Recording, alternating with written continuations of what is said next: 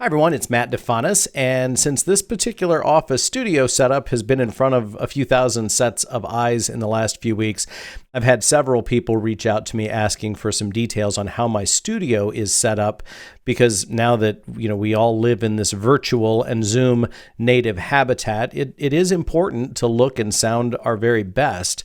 And I don't have much to work with, so I have to optimize it to the greatest extent possible. So I'm going to take you for a behind-the-scenes tour and explanation. And those of you who know me well know, be careful asking Matt a technical question because you're going to get a long technical answer.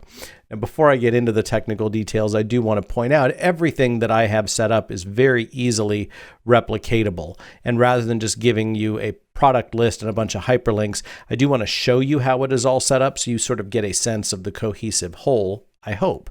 So first, let me talk about my office. I'm very deliberate in what I show you, what slice of my office, and that depends on the camera, it depends on the lens, it depends on how far from the camera to you and how far to the background, but I'm very deliberate about that. When I first started doing videos from this spot, I was using a webcam which did not blur the background, and it had a wider field of view, and my wife was correctly criticizing my desk back there. I'm working at a stand-up workstation, but my desk back there for being covered with papers. And so I'm very intentional about that. I have a bunch of shipping boxes in my camera bag and artwork on the floor, but you can't see it from here. So I'm intentional. The other thing I did is I'm standing in an interior office building office. And I'm facing a wall. There's a wall, it's probably 4.5 feet away from me. So I have dual monitors. I have my camera, and the camera is against the wall. It's touching the wall on its camera mount arm. Well, to be able to look decent, I've got to have lighting hitting my face. So I'll show you those. I've got LED light panels, but while you're looking at me and seeing the effect, one is here, it is almost straight ahead, and one is over here.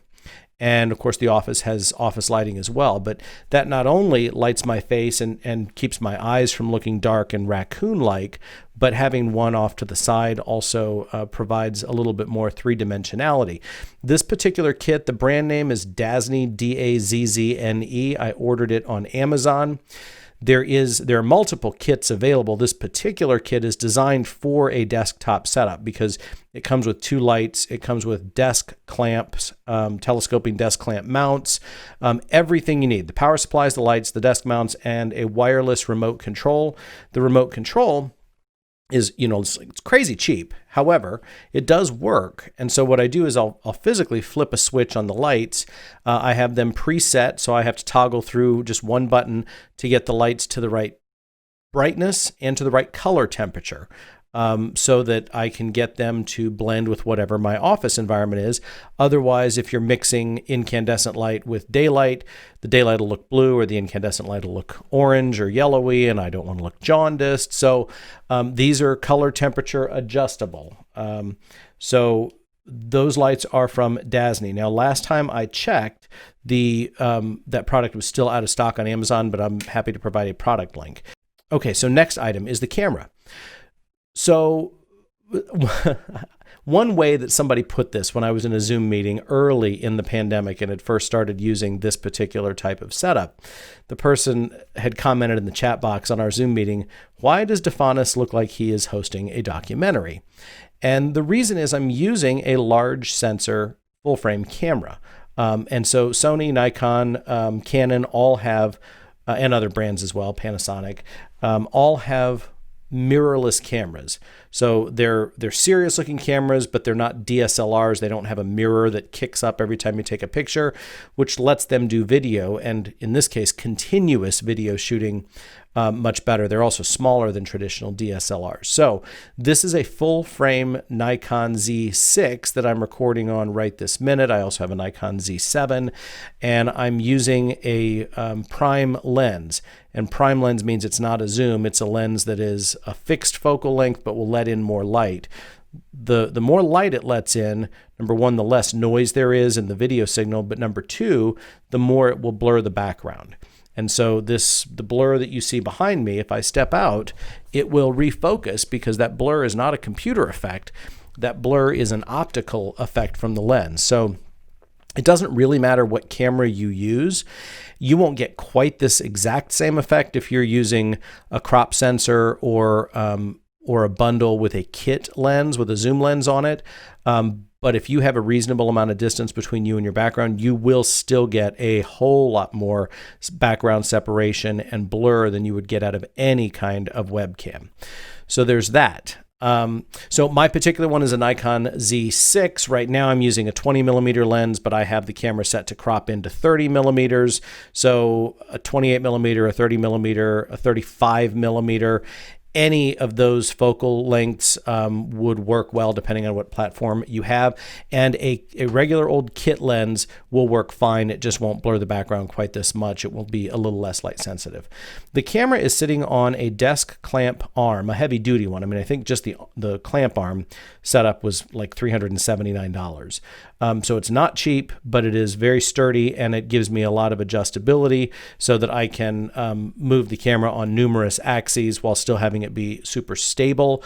That came with a tripod style head on it and a mount. So it saved me from buying some other pieces separately.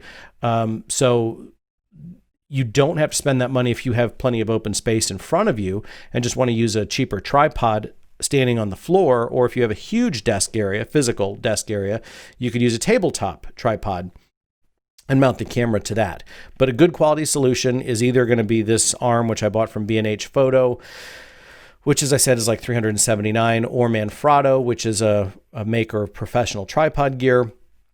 They make a dedicated center column that's super, super sturdy. However, you can't move the camera further forward or back. It's inherently more stable because it's, the camera's on one axis, cranking it up or down, but I don't have quite as much latitude for how I position it. So that is the camera detail. This is using a dummy battery power supply. Some of the newer mirrorless cameras will just let you plug in a USB-C and will continuously power through that. This particular model required that I buy from Amazon for like $25. A dummy battery slides into the bottom of the camera and then is plugged in with a USB transformer and will power it in video mode continuously forever. It never shuts off. It can stay on indefinitely. And then the camera is set to output a clean signal. By clean, I mean on most mirrorless cameras, you have to tell it you don't want to send like the on-screen display camera setting data. You want it to be a clean, what the picture itself is only. So I have an HDMI cable plugged into the camera. That HDMI cable goes into an external HDMI capture device. In this case, the product is the Elgato Camlink 4K. Elgato Camlink 4K. It's super small. It's the least expensive of the 4K types on the market. It sells for about $130, $140. And because it's super small, I actually ordered a second one that I keep in my camera bag. So if I ever wanted to do stuff like this while I'm traveling, I don't have to worry about, do I have the HDMI capture card with me if I wanted to do some sort of a live video production. So HDMI capture card. The Elgato has worked with Zoom. It's worked with vMix, which is a video production software I've used. It's worked with everything I've needed it to work with one exception. I did one presentation, and I don't remember if it was GoToMeeting, I think that's what it was, or WebEx, but it was a non-Zoom platform. That particular platform was not recognizing the Elgato Camlink, and so I was having trouble getting my nice camera to be recognized as the source. I have a second HDMI capture device by a different brand that I keep at home. I swapped that out, and that one did work. Again, I don't think that's anything wrong with the Elgato model. It's just that different, more obscure platforms may have different tolerances. The other one I bought because the whole world supply chain of this stuff was sold out during the depths of the pandemic. So my other one, which is AVIO, I believe is the brand name, that I spent $500 on. The Elgato Camlink for $130 to $140 functions every bit as well, and is much smaller. Microphone. Okay, so that's the other question I get a lot about. So this particular microphone is an Audio Technica AT2020, AT2020USB. The Audio Technica has the same microphone that's an XLR, like what you would plug into a soundboard, but this is a USB model. For most people that are doing this type of stuff, if you're not setting up a real serious studio, you don't want XLR. I am a sound nerd, but for a one mic setup, if I'm not doing a podcast with a whole bunch of different people and a whole bunch of different mics, USB is generally going to be the simpler way to go. Now, the downside, of course, to using this is a large diaphragm podcasting style microphone. The downside to using this is obviously it is here, it is in my face. But remember, for most of the purposes that we need this stuff, it's really important to sound good. I know several times in the last week in online meetings, I was physically leaning in, straining to understand the words somebody was speaking because their audio was such garbage. So the good thing about these are they're going to have a fairly rich radio podcast style sound. And I don't mean this one in particular, any of these podcast style microphones. But the other really practical advantage is most of us aren't doing this stuff in an actual studio that has been treated like a radio studio would. And so if you're in a room that has any echo, or if you're in an environment that has background noise, traffic, aircraft, HVAC noise that kicks on and off, there's no substitute for proximity. My mouth is so close to this microphone that it would take something quite loud to overpower or even be a meaningful distraction in this case. So I have a very similar setup in my home. That one I do actually have in the great room in the very middle of my house. So if I'm doing a meeting from there, I have hardwood floors, cathedral ceilings, and I have 2 Irish setters, and they can smell a Zoom meeting taking place and start making all sorts of stupid noises. So again, proximity really helps. And it does just make you sound your best. Now, if you find this really hideous, in this case, it blocks the view of part of me, so it's a net positive.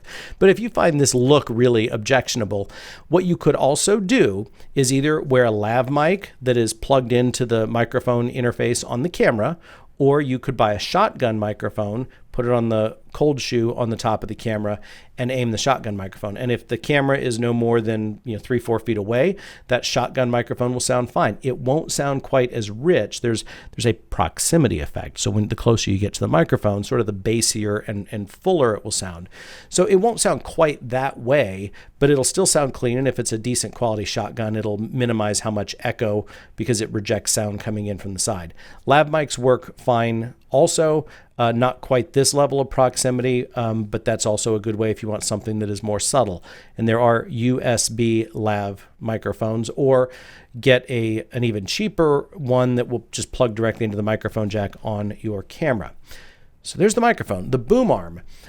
These things you can buy good quality ones. You can find them for as little as I think $30 on Amazon. This is one that's well reviewed on bnhphoto.com. I have a couple of these, one here, one at my home setup. They're about $80 and very versatile.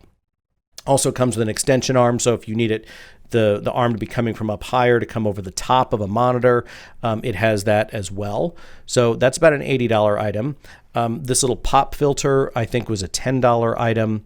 The reality is almost any of these microphones, there's some that have really good filters or come with foam windscreens, but the reality is the P's, my plosives, would sound explosive when I'm talking close to this mic, and this will help stop that. This one's also sitting on a shock mount, and so if I bump this, if I didn't have a shock mount, it would sound explosively loud. And in this case, the shock mount really does do its job. You would have heard that, but it wouldn't have exploded into your ears. Docking station. So I am at a stand-up workstation with dual 4K 27-inch monitors, and I'm using an HP ZBook, pretty high-powered notebook computer on an HP docking station. So it's a Thunderbolt docking station. So when I come to the office, all I have to do is plug one cable into my computer. It provides power and all the data connectivity for everything else. I'm sorry, 2 cables. I plug the Camlink into the computer directly. That stuff shouldn't go through a docking station. So 2 cables, it takes me 5 seconds to get my setup ready to go here because I just hit the power button. I got my dual monitors, and all these other peripherals, with the exception of the Camlink, are already running into the docking station. That also means that I'm able to have with multiple monitors. If you don't have multiple monitors, you'll never want to go back once you have them. And my best example in our pandemic workflow is so much of our lives are on Zoom, and with 16 million pixels spread across 2 displays, I can have the maximum 49 gallery view on Zoom, and still, if someone's doing a screen share, have the gallery view, have the screen share. If I'm referring to a meeting agenda, or if I'm referring to notes or a speaking outline, I've got that in my other monitor. And if I need to have email or other materials or multiple browser tabs or Adobe Acrobat tabs of documents open, I've got all of that. And so there's really no substitute for having the multiple monitors. 4K means I have enough resolution that even in that 49-person gallery view, I'm seeing enough detail that I can still recognize facial expressions and body language. It's the next best thing to having physical eye contact. So then the next thing I'll get to is, and it's the newest part of this setup, is a teleprompter. And this is a product by ikan is the brand name, and it just came out in the last few weeks. I just got mine on, I think, Thursday of last week. So I have an older teleprompter that's made to work with a tablet. And in a traditional studio environment, that larger screen, that larger piece of glass that you're reading it from is useful, because in a traditional studio environment, the camera is farther away at a longer focal length.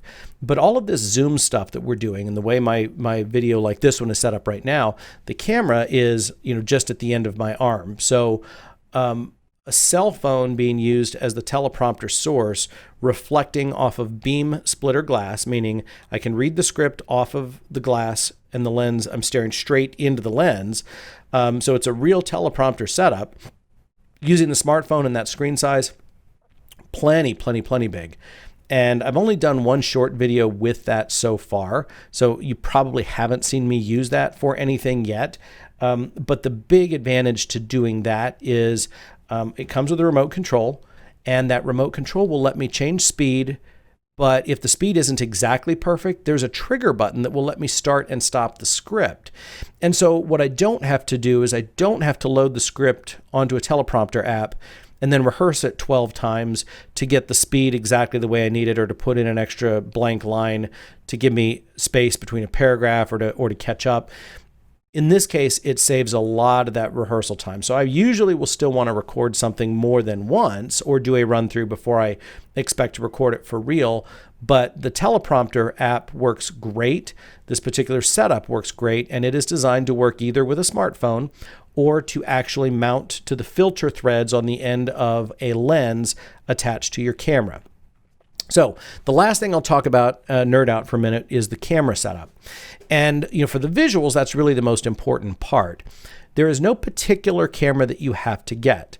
But what gives this the look that you're seeing is it's a large sensor camera, and it's a fast fixed lens. And by fast, I mean it's very light sensitive. So you could buy any number of different kits from Sony, Nikon, or Canon and use the kit lens, and you would still get a much greater separation from your background than a webcam. Much greater, because your webcam or your cell phone image sensor is, it's smaller than that. It's tiny, like the head of a pin.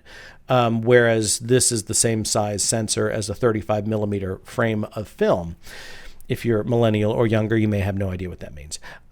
So that's what gives this the soft, blurred look.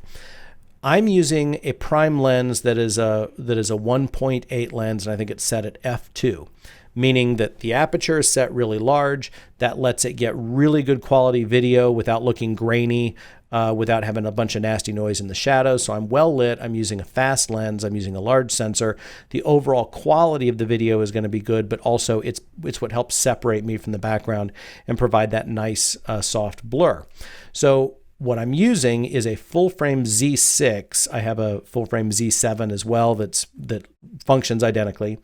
And right now I'm using a 20 millimeter f1.8 lens, but I'm using the lens cropped in, meaning it's the equivalent of a DX camera sensor right now at 30 millimeters.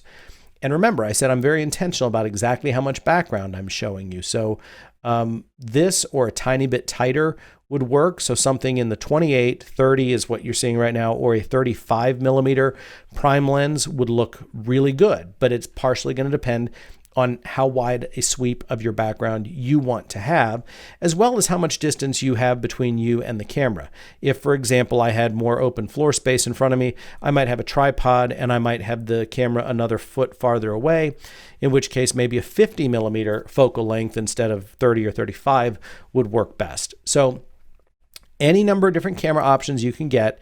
This one looks this way because of large sensor and a really light sensitive lens. So of course, there's the nerd answer. You got all the details. If you have any questions, do not hesitate to let me know, but that gives you your tour of the Matt Difanis Zoom Studio Space.